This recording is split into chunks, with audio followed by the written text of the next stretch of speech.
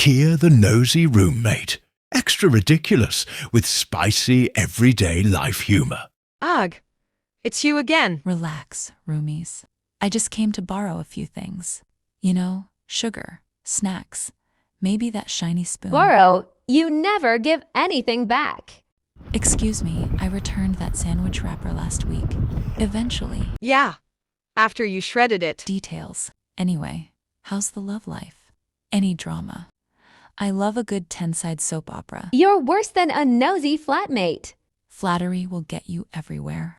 Now, hand over the snacks, or I start redecorating your tent, chaos style.